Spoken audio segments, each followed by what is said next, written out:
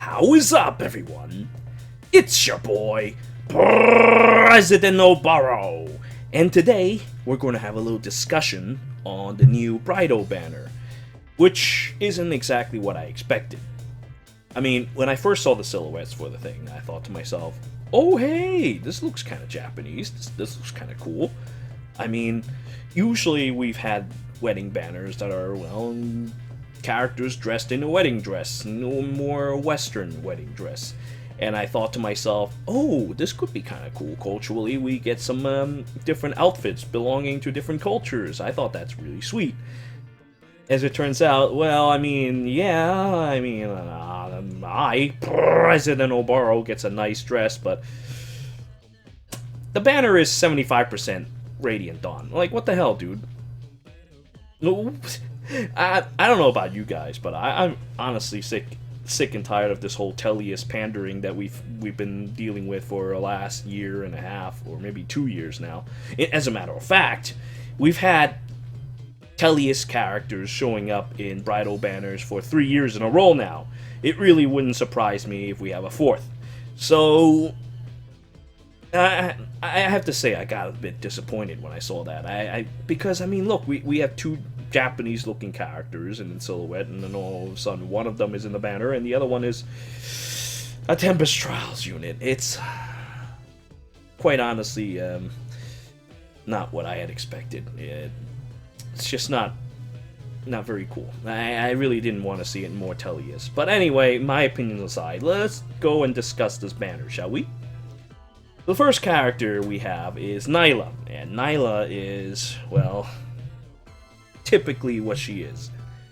For this one, she has a special trigger -1 cooldown, which is standard, and then if she were to fight someone with health greater than or equal to 75%, which is pretty much most of the time, she gets to inflict attack speed, death -5, which is basically all the stats, honestly. Basically all stats -5.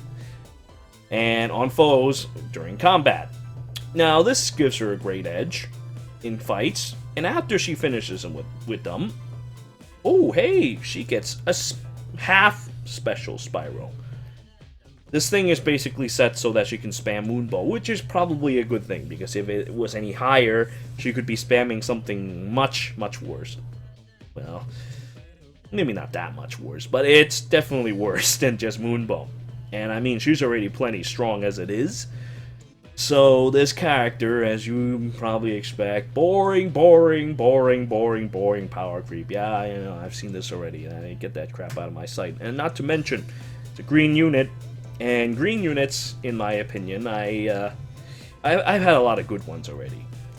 For enemy phase, I have Ultimate Magic Bike, and for player phase, I have Edelgard. So in terms of green units, I've got it covered.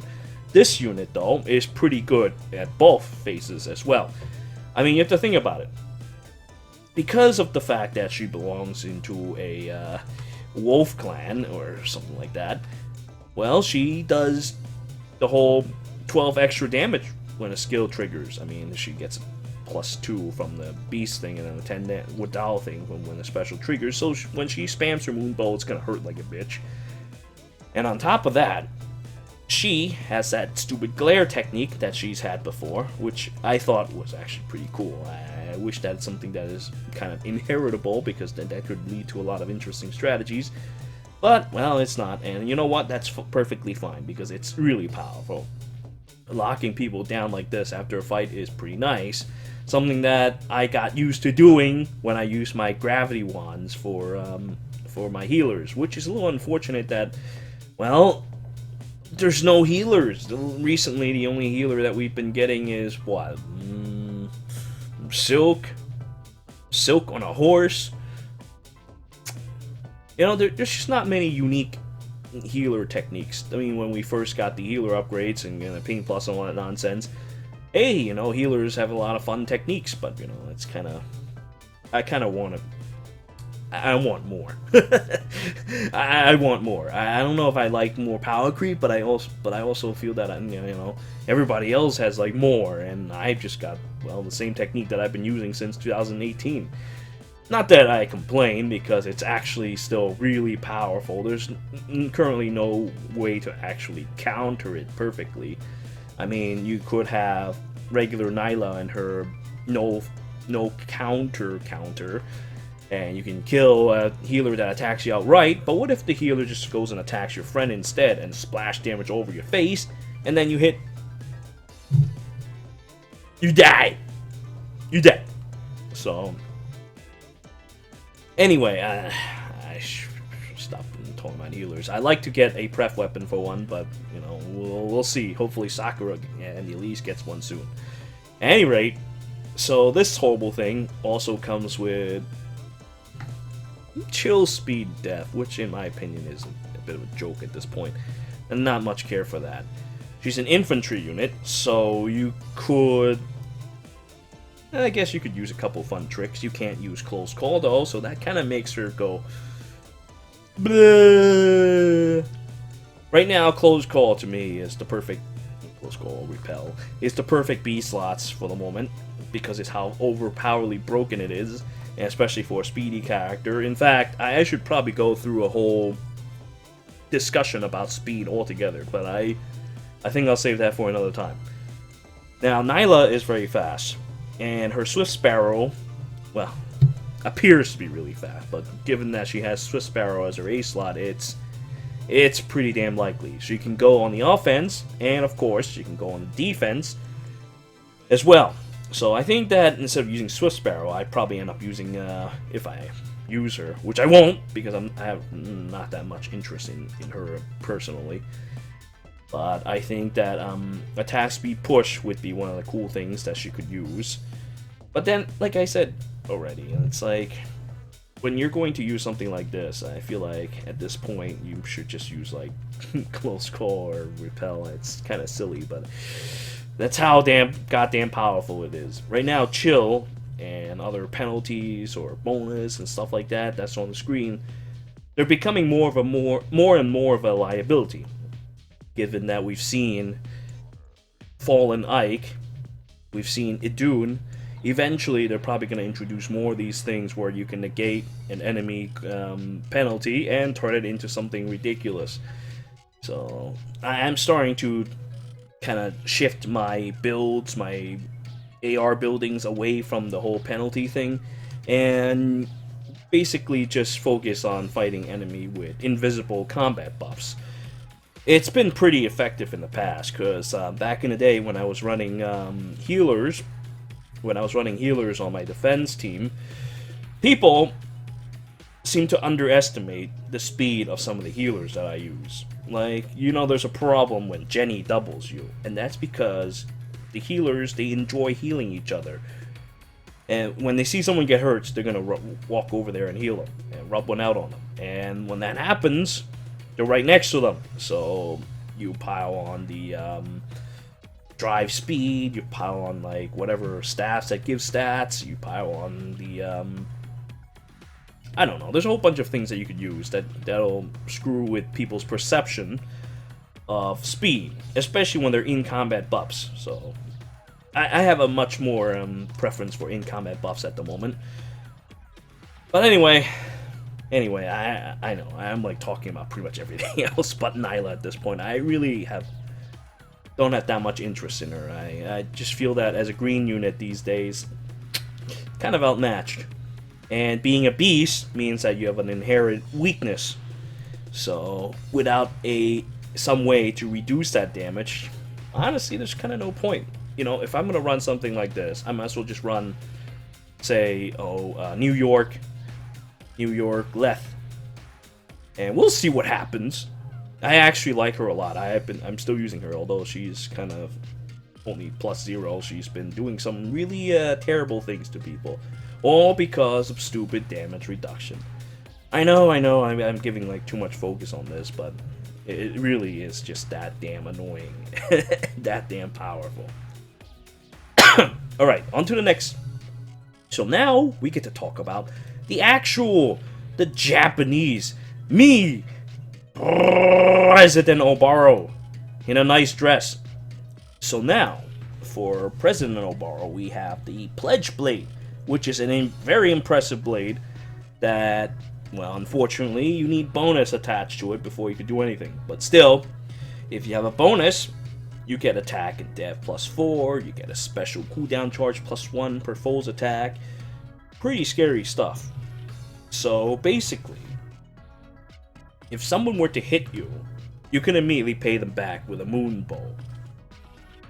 See? You don't need no Nyla nonsense. Okay, alright, Nyla's thing hurts a lot more because of that whole special trigger without hitting thing. And the fact that she already reduces stats. God, I hate beasts so much. I really hate them. They made them so damn overpowered. But it's still pretty powerful. And I mean, consider the fact that you can transfer it around, it's pretty nice. Problem with this is that currently there's a lot of really powerful blades, and they all have a good pref weapon. So while this thing is really nice, if you already have those characters like God Bailiff, or say Marita or Larcy or something like that, this thing probably won't be of much use to you. I thought about maybe slapping that on Selena Miku, which is pretty nice because Selena is a enemy face character, and well, I mean, she could do player face as well, but then she loses out on her armor smashing, she loses out on the +10 damage from the pref weapon. It's just I suppose it's good for characters, probably like me, because I imagine that I would have a decent amount of dev and res on this, so I can tank a hit, pay him back. That'll be the end of it. Now, I think with characters like that, we should focus on stuff like being able to dish out as much damage as we can. So I would personally use Wrath on that, so when I get hurt a little bit, I pay them back pretty hard with I don't know, like Moonbow would be fine. Moonbow cutting down the defenses, stuff just like that. But just sword inheritable just isn't working out for me.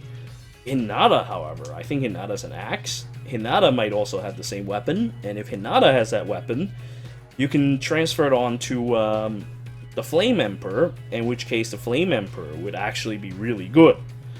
This sword, I can't really think of a character offhand right now that I want to give it to another character. I mean, if Selena's pref weapon wasn't a thing, I think I can make a better argument for it.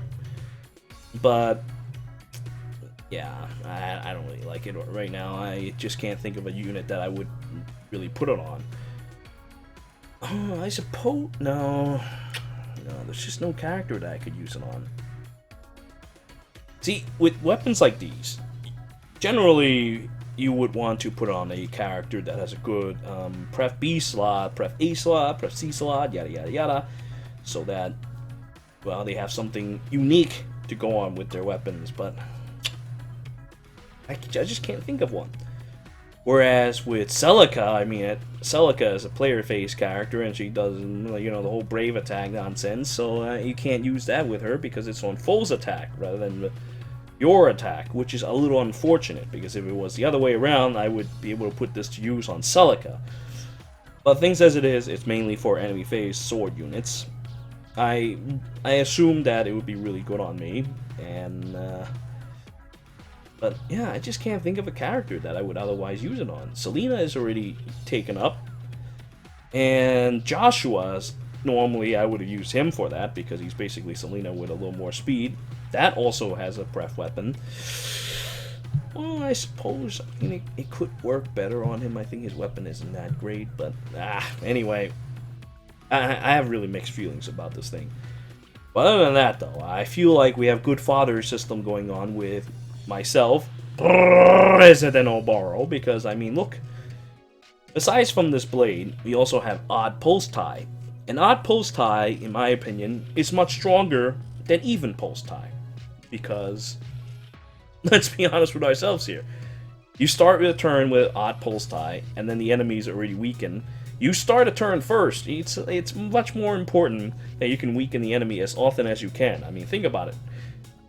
If you have to wait for a second turn, then you have to wait for a fourth turn. Even this just takes much longer to do. Whereas odd pulse tie, you're dishing out the pulse almost right away. On the other hand, there is also a problem with this, and that is, well, see, the problem with this is that their infantry pulse on the enemy team does not get affected right away. You have to wait for the infantry pulse on their team to actually be activated in order to actually take specials away from them. So, when I think about it, maybe it's not that good after all. Yeah, maybe it's not that good after all. There are some units that have their specials built up, but that's usually in like Grand Hero battles, and these days, Grand Hero battles, their specials are, yeah, they're at 0 now, so you can't use Pulse Tie on those either. So maybe Odd Pulse Tie really isn't all that great after all, huh? Yeah, the more I think about it, you have to wait until their infantry pulse and other stuff to take effect before you can actually pulse tie anything.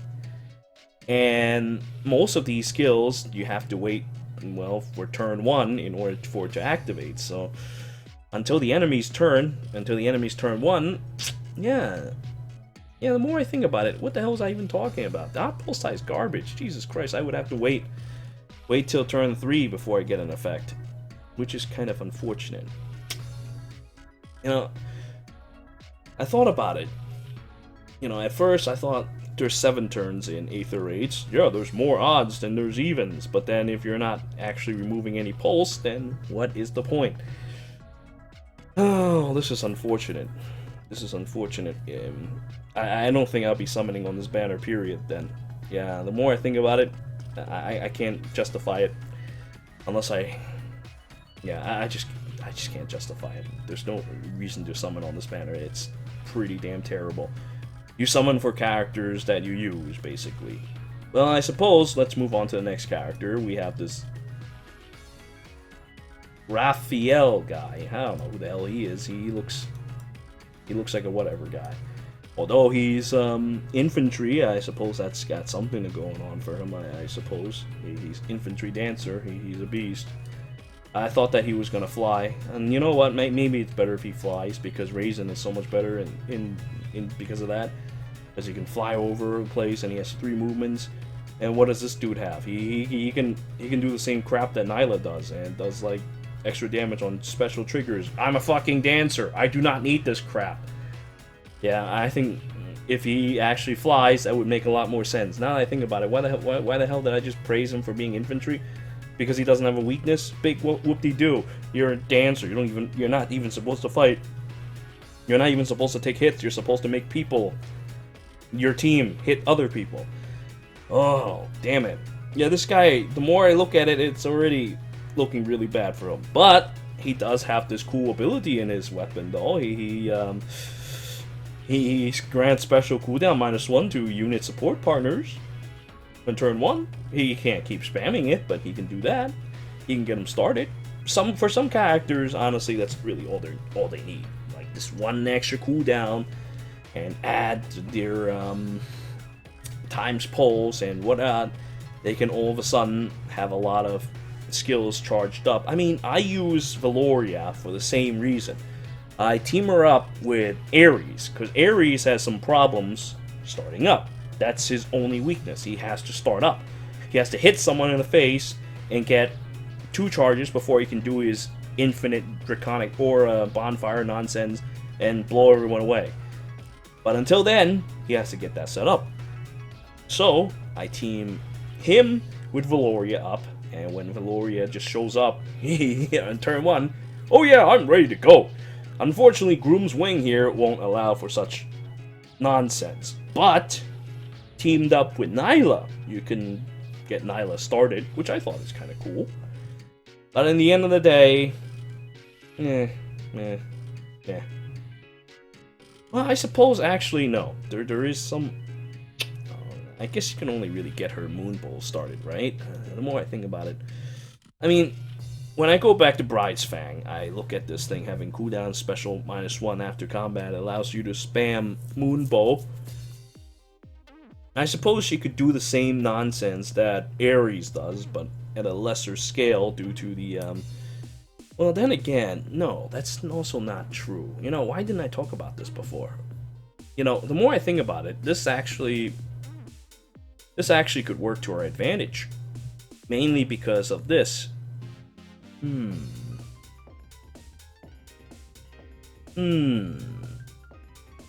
Though she can't use Time's Pulse, that's really unfortunate. But, well, think about it for a second. If Nyla were to use Special Spyro and put that on top of her weapon, then she could potentially spam 4 Charges weapons every turn. That's actually kind of scary. Now that I think about it, that's actually kind of scary. Yeah, that actually could be very, very scary. Too bad, though, that, you know, these things don't work with Gale Force, because if she uses Gale Force with that, that could be kind of nasty. She could just hit someone, walk away, and they're all stuck, and they can't do anything. But, there's potential in this. She can spam 4 because of the cooldown reduction. Yeah.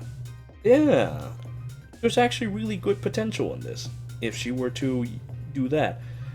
Why didn't I think about this before? You know, this is why I love these little discussions that we're having here, because it makes me think. I usually don't have enough time to sit down and think about these things, but occasionally when I decide to make a banner discussion, hey, you know, I have a podcast with someone and I come up with weird things as we discuss. Right now I'm just kind of talking to myself, but even then I was able to think of something stupid like that. I mean, that should have kind of been obvious, but it didn't occur to me until now because I've got so stuck on, hey, let's reduce more damage. Which, alright, that's cool and all that, but, well, there's this. But then we have another problem, and that is that she needs to build up to get to that point. Groom's Wing will help with that, but I think Valoria will probably be a better deal. And I guess we could use the Grand Scratcher to help out a little. Yeah, I guess there's that. You can't use... No, I guess you could use Time's Pulse, but then you're getting rid of your glare and all that nonsense. That's not so good. Besides, Time's Pulse is only a one-time use. Once it's done, it's done. I think what I would do, if I were to run Nyla, I would probably give her a Special Spiral. I would give her that. And then, what will happen is that I'll give Infantry Pulse on Raphael or some other infantry units and beef up Nyla to some ungodly degree, and then we will rip their faces off. So yeah, maybe our boy Raphael here actually has some uses. Beef up his HP considerably, give him Infantry Pulse, and you can turn characters like Nyla into horrible monsters. Unfortunately, you can't quite do the same for Ares, but it's okay. Valoria got that covered. No problem. And that's pretty much it. All I could think about with this dude. That's really all there is that I could think about. He's probably going to be the 4-star that gets demoted. I mean, it makes perfect sense to me. Look at these skills. Ward Beast isn't so bad, but yeah, in most cases, it's kind of like meh. Although, I would have to say this, because of having to equip all this nonsense, Nyla won't be able to use Vantage unless she wants to use the cool Moonbow Vantage nonsense. But yeah, I think this pretty much makes Nyla into more of a player phase character. She can't take too many hits on enemy phase. She could annihilate them if they can't kill her, but she can't continuously do it. So yeah, this makes Nyla into more of a player phase character. I think this Special Spiral nonsense and the Groom's Wing and all that fun stuff, in addition to it, would really make him work out. Yep, those two are definitely meant to marry. But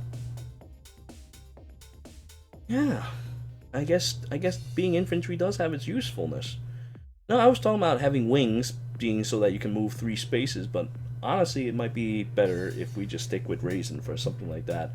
The Raisin you get like 1 million copies of anyway, so maybe this being different is actually a good thing. Indeed. Alright, so now, our final unit of the day It's Micaiah! Look at her face. She's like, and then there's a Yune flying behind, and there's Zoth, who's just like this. It's kind of sad too, because I saw the Japanese description for their character introduction, and it basically says, what is it, the Silver Bride and like the Green Little Brother. Now that's just the most deplorable thing ever, but you know what?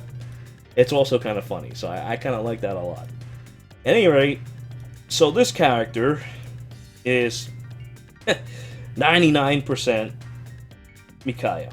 The whole thing is just Micaiah. Hey, look at me. I've got my Joyful Vows, which is basically Thani. Hey, look at me. If I initiate combat, though, enemy can't make a follow-up attack. That's kind of cool, right? Hey, look at me. Oh, but only if bonus is attached to it. Ah, that's a problem. That's a problem. Just like how I talked about earlier with Pledge Blade, if bonus is involved, no good. Bonus, it can very well work against you a lot of times. Visible stats is starting to become too much of a liability. If you rely on it, and it turns against you, you could outright lose a battle quite handily. This could be a problem. So this lowers Micaiah's stock for me quite a bit. Even the stats are attached to it. It's kind of unfortunate, but that's okay. I mean, all you really need is the attack +3 and the whole Thani business, and you wipe out half of the movement. Well,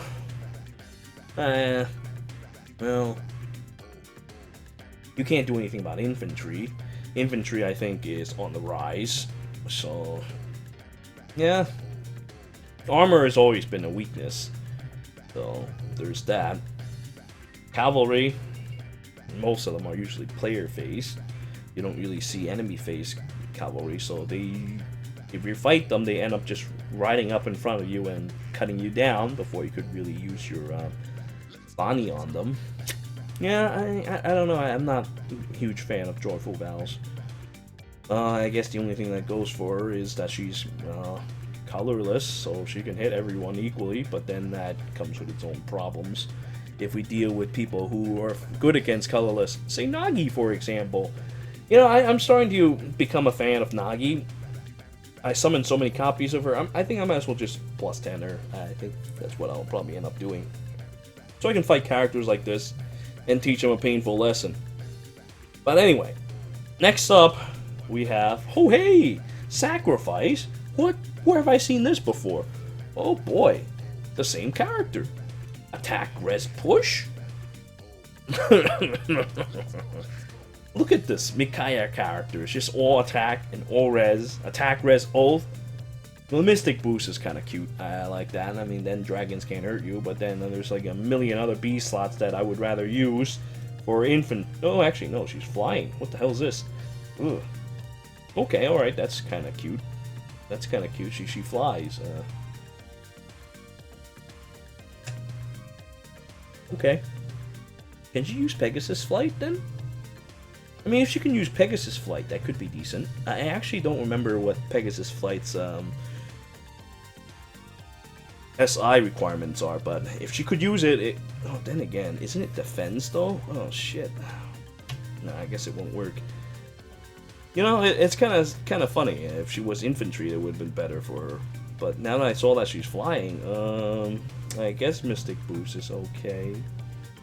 I feel that we probably could go...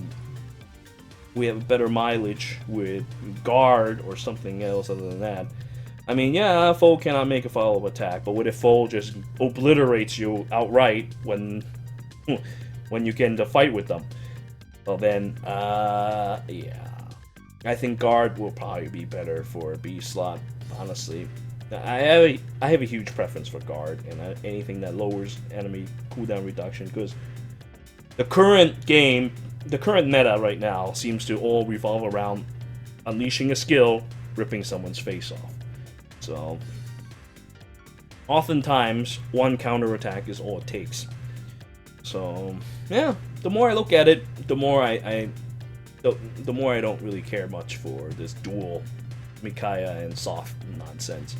I guess they could activate a fun little dominance thing. That's kind of cute. I mean, she could activate her own bonus. That's kind of cute. But see, the problem with dominance is that dominance works on doing more damage based on the penalty that they have. So Micaiah could potentially hit so hard their head explodes. But the problem is that, as I've discussed before, that as well, that too can be a liability. Now that we've seen Fallen Ike, I mean, we've already seen Idun before, but Idun has a weakness to this, so that's a moot point. But Fallen Ike will give this one a run for its money. Oh, and Brunya as well. Brunya also eats penalties like desserts. Oh, but wait a minute. Now that I think about it, no, that's not quite true. That's not quite true. I could be wrong here. Now that I think about it, Brunya would, but Fallen Ike. See, the thing with Fallen Ike is that he doesn't negate it.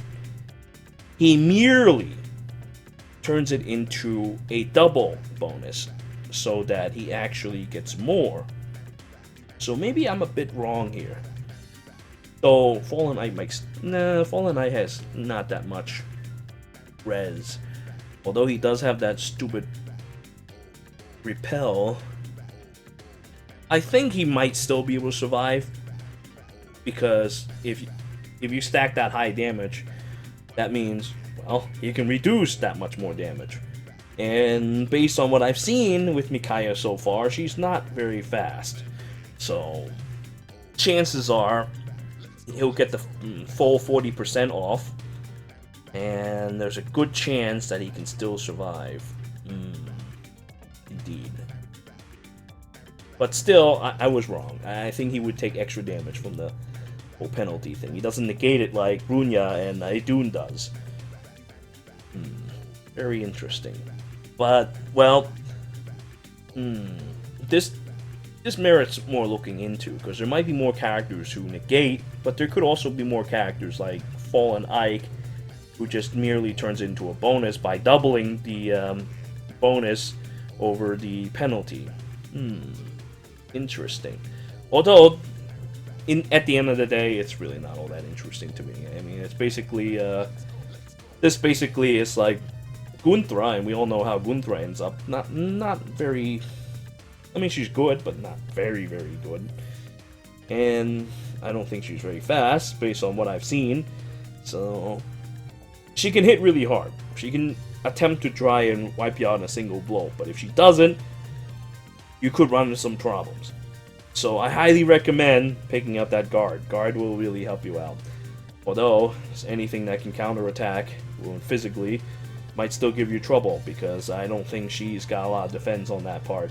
And of course, being flying means, hey, there's a bull coming by near you, you're fucked. Will you be able to stop Crom? Nah, probably not. You're fucked. And I think right now, things that can stop Crom might be a good idea. Crom is so annoying. I hate seeing him in the arena. So goddamn annoying. But anyway, that's about it for a little discussion of this banner. I got a little carried away, ended up talking a little too much about it. But if you actually stayed and listened to this nonsense, I hope you learned a little bit from this. I mean, from this little discussion. Maybe you didn't. Maybe this is all stuff you already know. I don't know. But hopefully it did. And I thank you all for joining with me today in this little discussion. Until next time.